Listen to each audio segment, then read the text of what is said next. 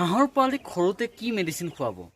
বহুতৰে কমেণ্ট পাইছোঁ আৰু বহুতৰ কমেণ্টৰ কাৰণে এই ভিডিঅ'টো লৈ আহিব লগা হৈছে, কিয়নো বহুতে কমেণ্ট কৰিছিলে যে দাদা সৰুতে কি ভিটামিন খুৱাব লাগে বা কি মেডিচিন দিব লাগে বা হাঁহৰ পোৱালি ক'ত পাম, আমি ক'ৰ পৰা আমি কিনিব পাৰিম, সকলোখিনি আজি এই ভিডিঅ'ত জনাবলৈ চেষ্টা কৰিম। ভিডিঅ'টো প্ৰথমৰ পৰা শেষলৈ সম্পূৰ্ণৰূপে চাব আৰু চাই ভাল পালে এটা লাইক কৰি লগৰবোৰৰ মাজত ভিডিঅ' শ্বেয়াৰ কৰিব, যাতে যোনসকল নেকি ভাবি আছে যে এখন হাঁহৰ ফাৰ্ম ময়ো খুলিম বা হাঁহৰ ফাৰ্ম খুলি যাতে ময়ো ভালকৈ ইনকম এটা কৰিব পাৰোঁ, তেখেতলোকৰ কাৰণে যাতে এই ভিডিঅ'টো উপকাৰ হয়। তেনেহ'লে বলক আজি ভিডিঅ'টো আমি আৰম্ভ কৰোঁ।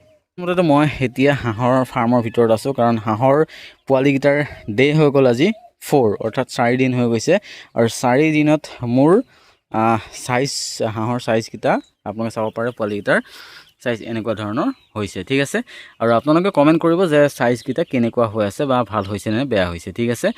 আৰু এতিয়া কথাটো হ'ল, বহুতে মোক কমেণ্ট কৰি আছিলে যে দাদা হাঁহৰ পোৱালি ক'ত পাম বা হাঁহৰ আপোনাৰ সৰুতে আনি আমি বৰ্ডিংটো কৰিম, কিন্তু মেডিচিন কি খুৱাম বা কেনেধৰণে মেডিচিন খোৱালে হাঁহৰ ভাল, ঠিক আছে, হাঁহৰ কাৰণে ভাল হ'ব, গোটেইখিনি আজি এই ভিডিঅ'টোত আলোচনা কৰিম। তাৰ আগতে মই দেখাই দিব বিচাৰিছোঁ যে মোৰ কেনেধৰণে আজি ৰাখিছোঁ, আৰু এতিয়া বৰ্তমান যিহেতু দুপৰীয়াৰ সময় আৰু বহুতো গৰম দি আছে, তাৰ কাৰণে মই কেনেধৰণে বৰ্ডিংটো কৰিছোঁ তাৰ কাৰণে আপোনালোকক অলপ দেখাম বুলি ভাবিছোঁ। গতিকে চাওক, সেইফালে মই 3টা পানীৰ পাত্ৰ লগাই থৈ দিছোঁ এনেধৰণে। আৰু এটা কাম কৰিব, আপোনালোকে হাঁহক পানী দিওঁতে কেতিয়াও এই ষ্টেণ্ডটো তলৰ ফাললৈ কৰি নিদিব, ঠিক আছে। এইটো দেখিছে, হাইটটো দেখিছে, অলপ হাইটত লগাই দিব যাতে সিহঁতে ভালদৰে পানীটো খায়।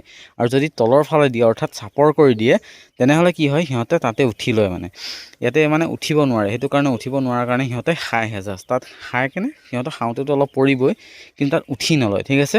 আৰু যদি চাপৰ হয় তেনেহ'লে কি হয়, সিহঁতে উঠি লয় তাতে, ঠিক আছে, সাঁতুৰিব লয়। তেনেকুৱা ধৰণৰ এটা প্ৰব্লেম দেখা যায়। মই আগতে মানে সেইটো প্ৰব্লেম মোৰ হৈছিলে, যাৰ কাৰণে মই এনেকৈ দিয়া হ'লোঁ নেক্সট বেষ্টৰ পৰা, ঠিক আছে। আৰু এতিয়া দেখিছে এইপিনে প্লিষ্টাৰৰ দানা লগাই থৈছোঁ, তিনিফালে 3খন প্লেটত দিছোঁ। সেই প্লেটকেইখন হৈছে আপোনাৰ যিটো ডিংকাৰৰ প্লেট হয়, সেই ডিংকাৰৰ প্লেটতে মই এনেধৰণে দি ৰাখিছোঁ। আৰু যদি হয়তো আপোনালোকৰ প্লেট নাথাকিব পাৰে তেনেকুৱা, আপোনালোকে কি কৰিব, এনেকুৱা ধৰণৰ আপোনালোকৰ যদি ষ্টীলৰ এনেকুৱা প্লেট আছে, এনেকুৱা দেখিছে, এই প্লেটতে আপোনালোকে দি দিব পাৰে, ঠিক আছে। এনেধৰণে দি ৰাখিব পাৰিব।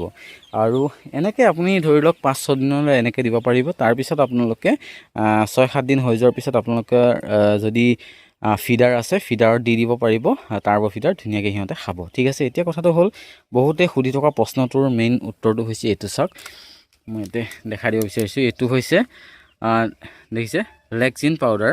আৰু লেকজিন পাউডাৰটো হৈছে এইটো আপোনাৰ এণ্টিবায়'টিক হয়। লেকজিন পাউডাৰটো মই ডে 1, অৰ্থাৎ ধৰি লওক, এতিয়া মই ভালদৰে আপোনালোকক বুজাই দিব বিচাৰিছোঁ, আৰু এইটোৰ দামটো মই এবাৰ দেখাই দিব বিচাৰিছোঁ। এইটো হৈছে 85, অৰ্থাৎ 80 টকা মানত পাই যাব, ঠিক আছে। এতিয়া কথাটো হ'ল, এই লেকজিন পাউডাৰটো কেতিয়াৰ পৰা খুৱাব।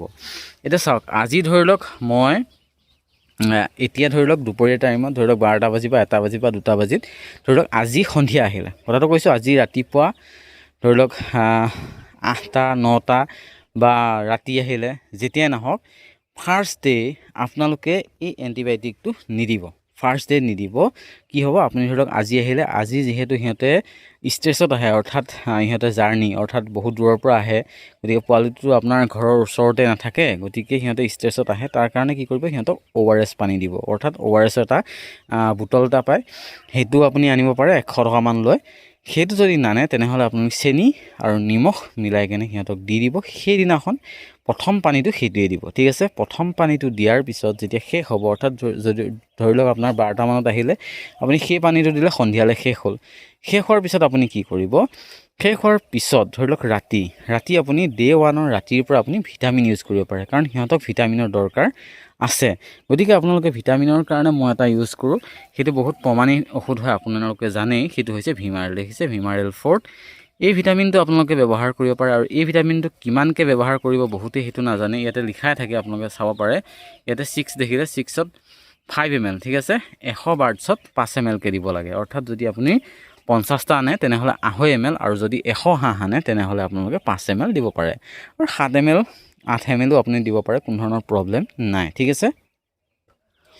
যিহেতু আপোনাৰ ভেটৰ ক্ষেত্ৰত বা পলট্ৰিৰ ক্ষেত্ৰত একো প্ৰব্লেম নাথাকে, অৰ্থাৎ যদি আপুনি ধৰি লওক ইয়াত 5 লিখা আছে, আপুনি যদি 15 বা 20 দিয়ে তেনেহ'লে আপোনালোকৰ এফেক্ট হ'ব। কিন্তু আপুনি 5 লিখা আছে 7, 8 এনেকৈ দিব পাৰিব, কোনো ধৰণৰ প্ৰব্লেম নাই। এতিয়া কথাটো হ'ল সিদিনাখন আপুনি ধৰি লওক আনিলে দিনতেই, কিন্তু ৰাতিলৈ আপুনি কি কৰিলে ভিটামিনটো দি দিলে, কিন্তু পিছদিনাখন ৰাতিপুৱা যেতিয়া হ'ব সেই ৰাতিপুৱাৰ পানীত দিব লাগিব লেকজিন পাউডাৰ, অৰ্থাৎ যোনটো নেকি আপুনি ব্যৱহাৰ কৰিছে এণ্টিবায়'টিক বহুত ধৰণৰ থাকে। মই যিহেতু আনিছোঁ লেকজিন, যিহেতু মোৰ ইয়াত টেটাচাইক্লিন নাই। টেটাচাইক্লিন আপোনালোকে আনিব পাৰে, টেটাচাইক্লিনটো ভাল হয়।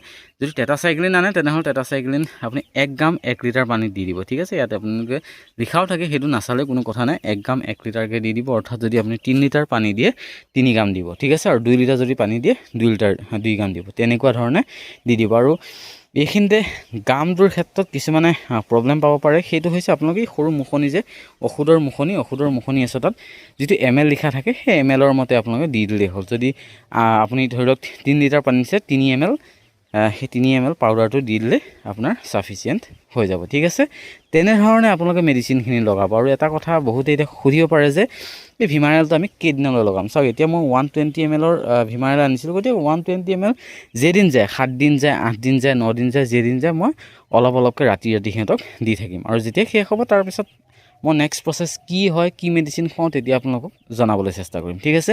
আৰু এতিয়া যিহেতু মই এইটোৱে আনিছোঁ আৰু এইটোৰ দামটো আপোনালোকক এবাৰ দেখাই ল'ব বিচাৰিছোঁ, কাৰণ আপোনালোকে বহুতে সুধিব পাৰে যে দামটো ইয়াৰ কিমান লয়। আৰু ইয়াৰ দামটো হৈছে 220 টকা। আপোনালোকে দেখা পাইছে 120 ml, ঠিক আছে। আপোনালোকে 60 ml পায়, 60 ml 115 নে 120 টকা এনেকুৱা ধৰণে লয়, সেইটো আনিব পাৰে। নহ'লে যদি অলপ হাঁহ সৰহকৈ আছে, 100ৰ ওপৰত আছে, তেনেহ'লে আপোনালোকে এইটো 120 ml আনিব পাৰে, ঠিক আছে। আৰু এতিয়া বহুতে কিছুমান কথা সুধি থাকে, ধৰি লওক মই ইয়াতে ৰাখিছোঁ ভুচি দি, অৰ্থাৎ তুঁহ দি ৰাখিছোঁ।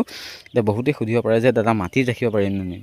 চাওক, মাটিত ৰাখিব পাৰিব, কিন্তু সিহঁতে কি হয়, মাটিত ৰখাৰ লগে লগে গোটেই মাটিটো সিহঁতে ভিজাই কেনে বেয়া কৰি পেলাব, ঠিক আছে। গতিকে যদি পাৰে আপোনালোকে 1 বস্তামান এনেকুৱা ধৰণৰ বস্তা এটাত আপোনালোকে ভুচি অলপ আনি ল'ব, যাতে সিহঁতে এটলিষ্ট 6-7 দিন ধুনীয়াকৈ যাতে আপোনালোকে এই তুঁহত ভুচিত ৰাখিব পাৰে। আৰু ভুচিত ৰাখিলে কি হয়, সিহঁতৰ ধুনীয়াকৈ মানে ফ্ৰেছ হৈ থাকিব, ভুচিটো ফ্ৰেছ হৈ থাকিব। আৰু যদি আপুনি বেয়া হয়, ওপৰে ওপৰে ধুনীয়াকৈ ৰেকিং কৰি দিব, অলপ লৰাই দি ভুচি অলপ ওপৰে ওপৰে ছিটিয়াই দিব, যাতে সিহঁতৰ গেছটো নোলায়, ঠিক আছে। গেছটো নোলোৱাকৈ সিহঁতৰ ধুনীয়াকৈ ৰাখক, আৰু সিহঁতৰ গ্ৰ'থটো তেতিয়া কিন্তু সোনকালে হ'ব, আৰু সোনকালে গ্ৰ'থটো আপোনাৰ আহিব, ঠিক আছে।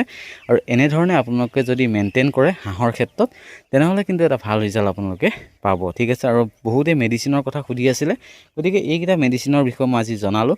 আৰু তাৰপিছত নেক্সট ষ্টেপ যেতিয়া সিহঁতৰ ডাঙৰ হ'ব, তেতিয়া কি মেডিচিন লগাওঁ মই নেক্সট ষ্টেপত আপোনালোকক জনাবলৈ চেষ্টা কৰিম, ঠিক আছে। আৰু আজিৰ ভিডিঅ'ত এইখিনিয়ে জনালোঁ যে আপোনালোকে বহুতে কমেণ্ট কৰিছিলে, গতিকে দেখালোঁ। যদি এই ভিডিঅ'টো চাই ভাল পাইছে, সকলোৰে মাজত ভিডিঅ'টো শ্বেয়াৰ কৰিব, যাতে সকলোৱে এই কথাখিনিৰ পৰা, এই ভিডিঅ'টোৰ পৰা উপকাৰ হয়।